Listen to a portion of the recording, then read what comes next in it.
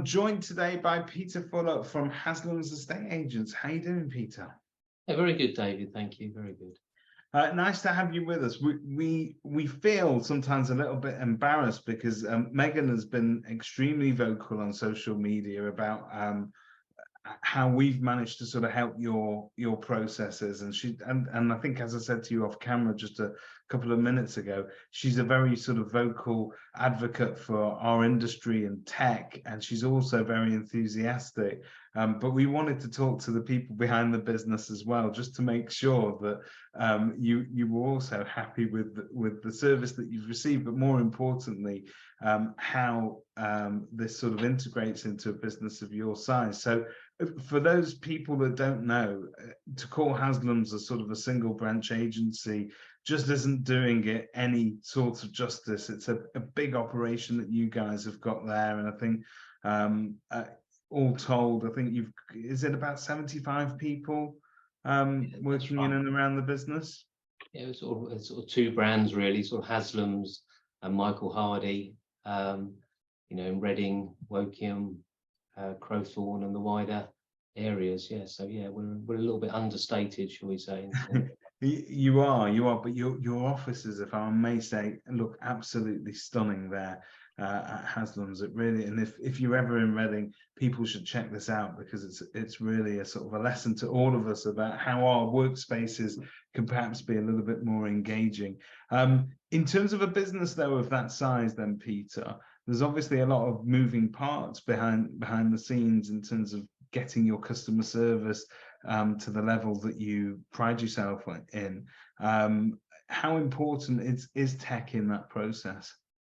Yeah, I think so. I think you have to remind yourself that a lot of landlords, tenants, it's changing. They're younger. They're used to interacting in different ways, and I think tech provides that platform. Some business owners kind of, I think, find that difficult to adjust to, but I think that's what we're trying to do here. So we also have a lot of international clients, so we're trying to make it as easy as possible, provide good service, but at the end of the day, we also want landlords to stay with us, so we want to innovate and provide the services that they want or are striving for. That's it. It's all around that kind of ethos of trying to keep the customer for life. Both it's easier to do that with landlords, because famously, if you give them a service they're sort of even half happy with, they tend to stay put, because it's messy to move around a lot. But also on the sales side of things as well, keeping that sort of fresh and up to date, you will end up interacting and dealing with a lot of the same people several times during their lifetime, perhaps under different guises. So yeah. And I think what the industry struggles with is identifying clients, in terms of clients should be that you deal with and have done for 20 years. You should deal with them in a certain way, and new inquiries in another way. And I think a lot of estate agents it's the phone rings and you deal with that client, regardless of how that's a new client or someone's been with you 20 years. So yeah, using technology to try and acknowledge that customers are important to us, and the long-standing clients, rightly so, should expect a more familiar service. So in terms of our interaction with you guys, I think we'd arranged to have one of our MOT sessions, and I know there was a couple of familiar faces on those calls, because I think one of our guys here, Richard Durant, from a previous life. So you both had some sort of background, but did you have any sort of basic expectations of what that MOT was going to entail, or was it sort of a complete unknown for you? I suppose for me it was to try and, with Kerfuffle, I think why they provide a valuable service is they can save time. I mean, I think sort of resonate with a lot of people that run businesses, property services business, that may be a similar age to myself. You're sort of overwhelmed with all these tech solutions that are going to make your life easier, going to make you more money, provide better service, and etc. etc. And it's, I don't mind admitting it's quite overwhelmed. Where do you start? So to answer your question, I thought, this is an ideal way of someone who's dealing with this every single day that can cut through the bull and really get us to a certain level to understand it more, and using Megan, someone younger as well, to sort of steer that process. It's invaluable, and I'm sure that had we not taken those steps, I think we would still be procrastinating on certain technology that have really helped our business. And in terms of this kind of new climate that we find ourselves in today, because I think we started interacting with you it's probably quite a while ago now, but it was a different time in the market. Politically, we were in a slightly different climate. Today, I think it's fair to say there's probably more challenges ahead of us, and a lot of people's instincts are to sort of, particularly with tech, is to sort of pull back and to slam the brakes on, and to see what they can cut back on. And I think that the feeling out there from business leaders who get it, the fact that it can save time and it can improve process, and certainly marketing and lead generation, they seem to sort of think that actually if we go quiet now, and we switch the taps off now, we're not going to stand ourselves in good stead for when the market does come back. Is that do you feel that kind of knife edge at the moment? Yeah, I totally understand it. Why agents would be looking to sort of bunker down, really put off any decision making based on costs. But the truth is, the world goes on. If anything, you should use this as an opportunity to try and progress things, because coming out the other side, technology is evolving at such a pace, and the way customers interact with you isn't going to change. It's just going to gain momentum. People picking up the phone, physically coming into the office. I think agents are still relying on that. It's just changing. We just see that. We just see that all the time now, particularly in a place like Reading, where international demographic, language issues, barriers, that you've got to develop these technologies to help you and provide a service that people come back. Yeah, absolutely. I imagine it's quite. You're right. Reading's quite a hub, isn't it? Well, it's just not too far away from London for those bigger businesses, and I think you get a lot of also international tenants arriving, and those represent challenges as well in terms of just making sure culturally everybody's on the same page in terms of the service levels that they would expect, and ease of communication with all of these things is always at the core, isn't it? If you get the communication right, then you can almost set the tone of the relationship going forward. Yeah, certainly. I mean, communication is the heart of everything, isn't it? And anyone working in property management and lettings, often, as I say to the guys here, if you plonk me in the middle of wherever, what would you think of the service you're going to receive? What would you expect? You really do want your hand held and for things to make easier for you. And that's what we strive to do. But of course, technology can play a part in this in terms of communication that you couldn't yourself. Yeah. So that's been a real advantage for us. So when we sat down to do the MOT, I think the way that we tend to sort of approach things is that, we can sit there and list 20 different things that you want to try and achieve, but that can be very often overwhelming. And I think it makes sense to sort of just pick what we call pain points, but to others, it might just be basic holes in the process, because we all run fantastic estate agency businesses, and we all think that the end product is great, and the phones are ringing and that's all good. But as business owners, sometimes we have a niggling little feeling that there are gaps that evolve just in time, in the process, where it's not uniform the whole way out. Was there anything in particular that you were focused on when you came into those sessions? Probably three things spring to mind, really. We had fixed flow as a product, and we just weren't working it properly. And how we dealt with that, how it would integrate with other products we have. So we did a lot of work around that, which Kerfuffle helped us with. Yeah. Again, going back to the communication aspect, and that has been really useful to really use fixed flow, not just for our benefit, but the benefit of customers, to really make it a beginning to end solution, and that's helped us a lot. We also in terms of working on deposits, and again, because of the communication issues, we were taking far too long to return deposits. Not that we were sitting on it, but we just couldn't resolve some of the issues. So by using the depository, the early signs of that have been great. We've really reduced massively in our return of deposits, which gives time back to the property managers to be more proactive. That's certainly made it.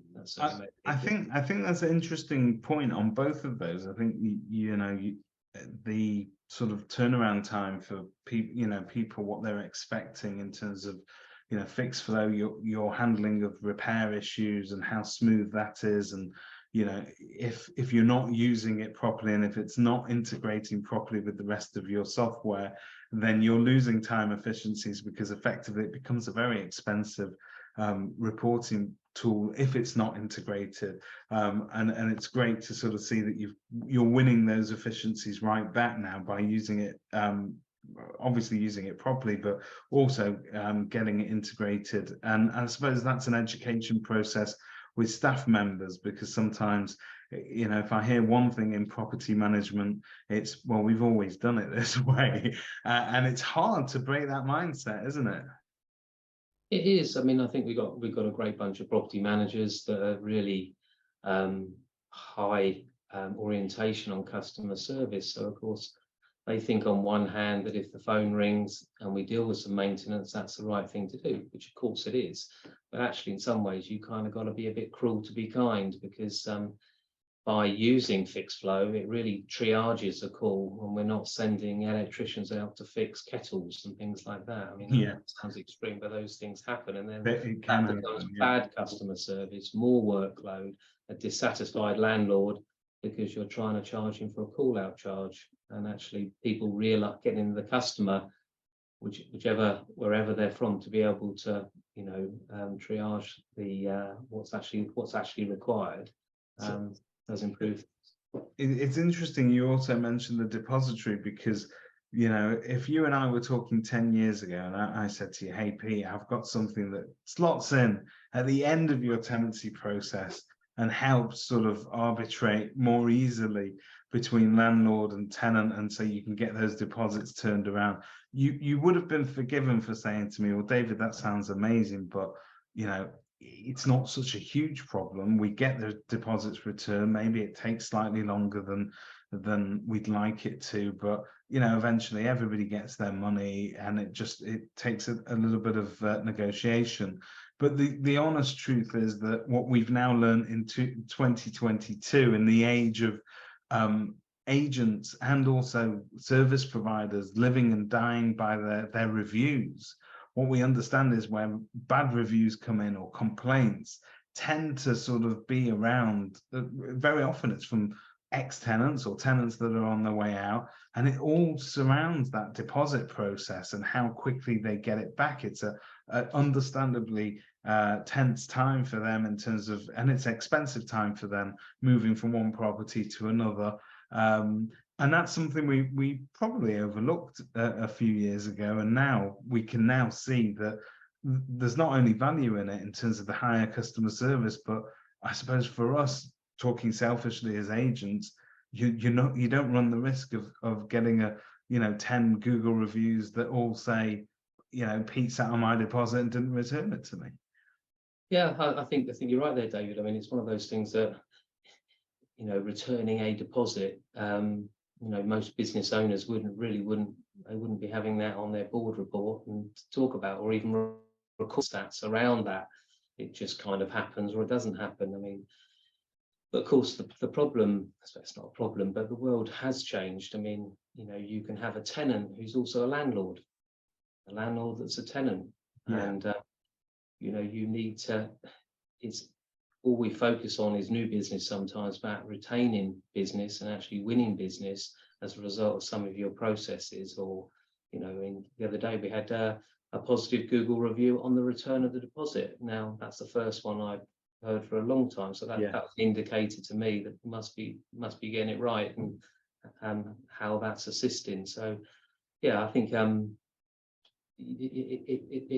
it's all part of the service, and people, you know, you can do everything right. You can spend a lot of time with customers, find them a property, do a viewing outside of work, meeting them at their hotel, showing them around properties, and do a great job. But then if their deposit doesn't get returned, then all of that is quickly forgotten, you know, or you're not communicating properly. So I think it's a much broader picture. Just returning a deposit is just one function, but it's linked to everything else you do.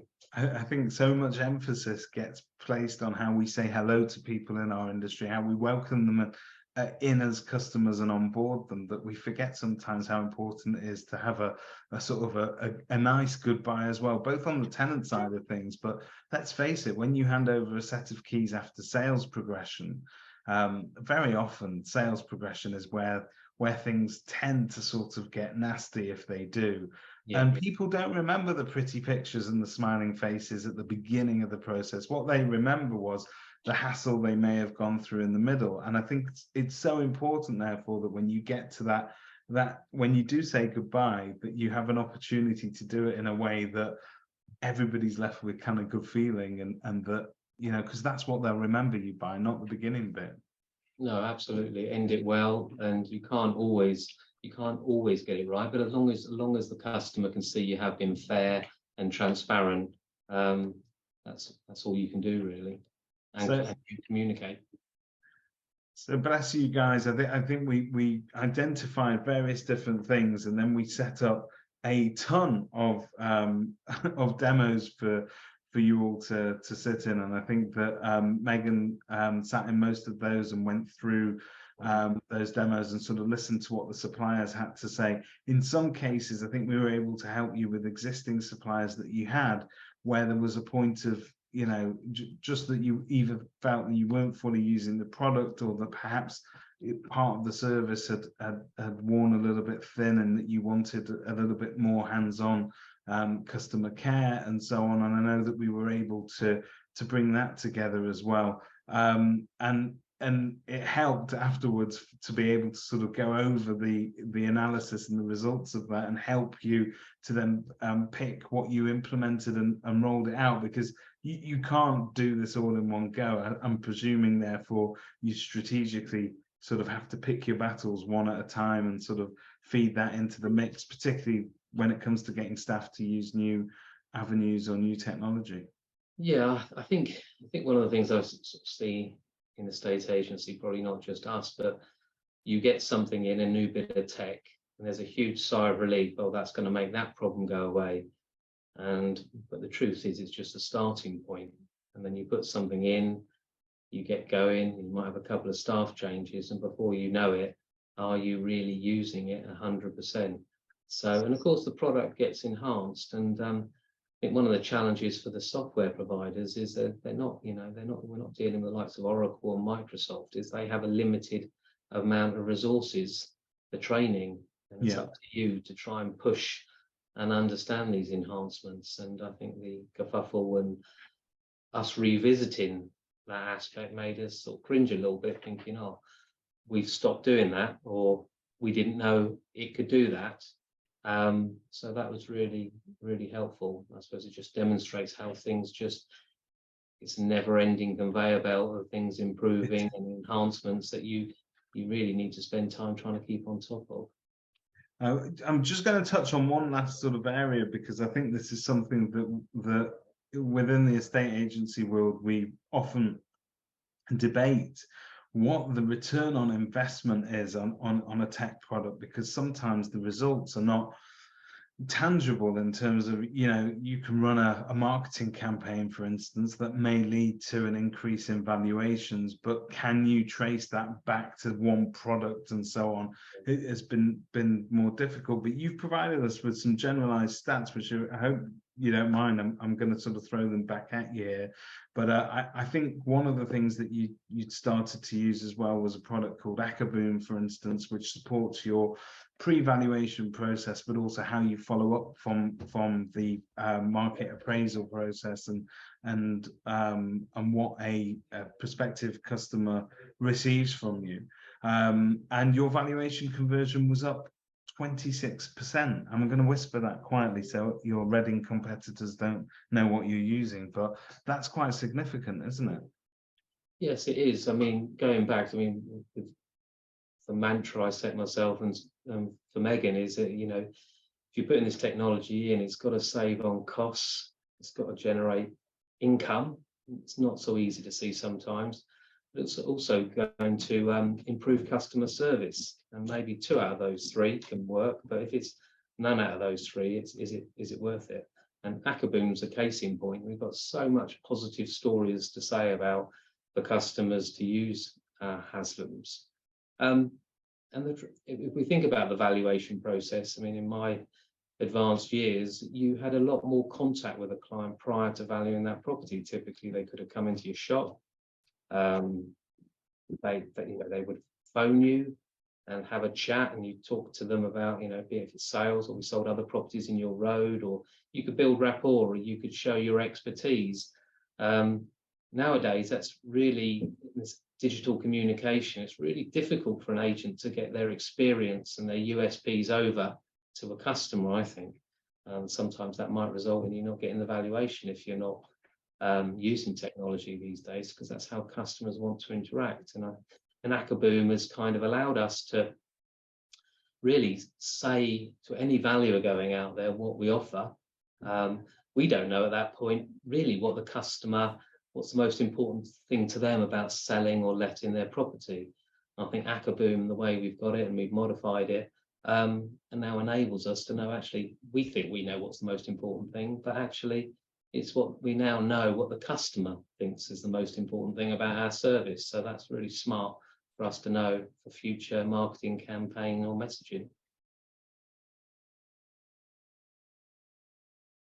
If I said to you, Peter, I've got a valuation to book here for you, would you like to be the first in or the last in? There's 3 people going in, where would you like to be? A lot of us say, well, I'd rather be the last in, because we're more memorable at that point, because the other 2 become a little bit of noise that they heard earlier on. What they remember is Peter leaving last, and sort of the professional service that you gave them when you were in their living room. Ackerboom sort of gives you that sort of double bite of the cherry by being able to sort of pop you under their nose again, so that even if you are the first one in and not the last one in, you'll always stay memorable. There's always something for them to sort of focus on, isn't there? Yeah, there is. I mean, I'm a great believer being first in, because if I'm good enough, I can close the appointment out. If I wait till a third person, perhaps I don't even get a chance to go across the front door. But I know people have different views about that, and Ackerboom helps us because we can build a relationship prior to even getting in the front door. And when we are in the front door, we can also immediately close them out by signing terms and conditions there and then. And if we don't, because obviously you're not going to convert every single valuation, but we are converting more now. So that's regardless of my rhetoric, it's improving things for us. And yeah, we you know, it is theatre doing a valuation. If you're telling them they know who's coming at a certain time, if they've been able to familiarise yourselves with the valuer on profile, then they're largely, my view, is a lot more comfortable at that point, rather than suddenly you trust them as well, I suppose. Yeah, because you've got that, you've seen their face before, you know a little bit more about their business and what they believe in. I think that counts with the customer, doesn't it? Yeah, absolutely. I mean, just knocking on a front door now, the world has changed, and you know, no matter how good you might feel you are, you're at a disadvantage. So actually the customer's warm to you, hopefully by the time you arrive. And also, which I really like with Ackerboom as well, it gives the seller or the landlord, I should say, to ask some questions. So if they ask you a certain question, if they ask you about property visits, as an example, that might have been a bad experience they've had in the past. Whereas by the time you turn up, you pretty much know what their biggest concerns are, and you might be able to, you know, you should be able to demonstrate to them the property visits, who'll be visiting the property, the photos you take, how much we take care of properties when we manage it. That would be more reassuring to them than saying, you know, we have 20,000 visits a day on our website, and we let properties in 2.3 days on average. That's kind of not really their hotspot. That's not really their decision making. And so that Akaboom helps with that. It's a lot more scientific. It's great that you've been able to implement it and use it in that way. And another couple of stats, probably more on the sort of lettings end of the process as well. Your deposit return times, these figures are dated because this says you managed to reduce it by 40%, but I believe you're averaging somewhere between 50 and 60% at the moment in terms of cutting down the deposit return time, which we touched on earlier, which is fantastic. The other thing I think that we helped you with at the time was that you had that age-old problem of, at the moment, you could rent a tent in your front garden. It's that busy in the lettings market, and we all have more demand than we can actually satisfy in terms of properties on the books, and it's been a little bit tough with that. And as a result of that, our inboxes are flooded with a number of different inquiries every morning when we get into the office. I mean, in the office that I used to work in, my office manager, I used to joke, she became like air traffic control.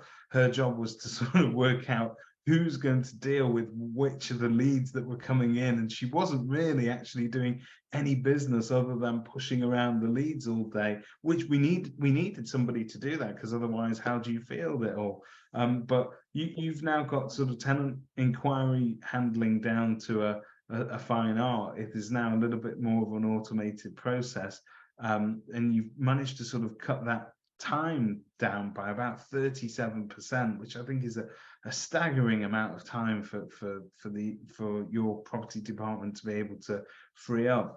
But crucially, you've maintained your letting level at an all-time high as well. So you're not losing any sort of productivity, but you've managed to sort of free up all of that time. Yes, I think this is a really tough one for everyone, for tenants and agents. I mean, you mentioned about creating goodwill. It's really tough for tenants, but so if we can't let to someone, or if we have 50 people, I think on average now, for every property who want to view it, because there's such a shortage. What we want to try and do is do it in a way that ends that relationship in a better way. So as an example, the guy, so we've using some technology now which cuts down the inquiry levels by just asking the customer to answer a few questions. So it sort of filters the process, but not in an invasive or aggressive way, because then what happens, we were finding the guys were coming in the morning and they would have 120, 150 inquiries through the portals, sometimes duplicated, and it's really difficult to know whether number 7 was the best inquiry for that property or it's 77. And in the heat of the day, more inquiries are coming at you. It just was turning into a mess. So now what we've been able to do is we've filtered down the number of inquiries for the best ones for our clients. Obviously, we act for the landlord, and then we're able then to give each of those tenants an equal opportunity to reserve that property. And that's a fairer way. We can't satisfy everyone, but it certainly is a better customer service. A nicer way of saying no, shall we say. You can't. Yes. And one of the, unspoken, we don't talk about it enough, but that's what our frontline staff have to sometimes do, and it's not pleasant for them. It's probably not pleasant for the customer. No, and also commercially as well. I mean, it's absolute madness, isn't it? You're going to get one fee for a property, and you're not paid extra to deal with 50 calls or 500 calls. And yet sometimes you speak to the guys and they're absolutely flat out. But are they being productive?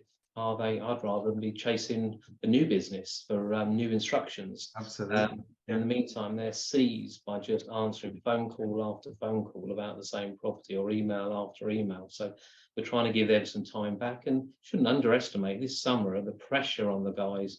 Has been unrelenting. Yeah. No. And customers are frustrated. They just want to rent a property. Well, they've got a budget. Why should they not just be able to get a property? So We have people that have moved around the world to come here, but I haven't thought about the availability of property and how difficult it is to get something within their time frame. So yeah, no, I think that's so true. You don't even need to move around the world to discover that. You know, regular people that you speak to every day, they don't appreciate, until you need to look for a rental property, they don't appreciate exactly how difficult it can sometimes be. But you know, a few viewings down the line, you understand how competitive it is. And I think how the agent deals with it. I've had some people that have said, you know, wasn't able to find a property with ABC agent, but I've got to tell you, you know, they were by far the best to deal with, because they came back to me promptly. They had a process. They asked me a few questions, which I didn't mind answering, because I realized if I answered them correctly and I gave them the information up front, I might actually stand a better chance of getting in. So I think people do appreciate that, and I think it does resonate customer service wise as well. yeah, absolutely. I mean, it's if you want something and someone asks you some questions, at least you feel it's fair on being given an opportunity. I think what's happening out there now, that people are just receiving a call saying it's gone, and not had an opportunity to even, and they just can't get their heads around it, that well, you know, I'm employed, I'm good credit worthiness, and I wasn't even given an opportunity. Well, Peter, on behalf of everybody here at Kerfuffle, I just want to say it's been an immense honour and a real pleasure to sort of get to know your business and to be able to support your continued growth over there, and the relationship that we've formed over the past few months. It goes from strength to strength, and we continue to sort of dip in and out and review bits and pieces as and when you need it. But I just wanted to say thank you very much for giving us your time today, and to review your MOT journey so far. Yeah, no, thank you, David, and thank the guys at Kerfuffle, and I would encourage business owners or people running parts of the business to look at this. It's not just about new technology, it's about how you're using your current technology, and we've certainly, with Kerfuffle's knowledge of products, that really has saved us a lot of time, and I think the biggest advantages are ahead of us. So yeah, thanks to everyone at Kerfuffle, it's been brilliant. Thank you.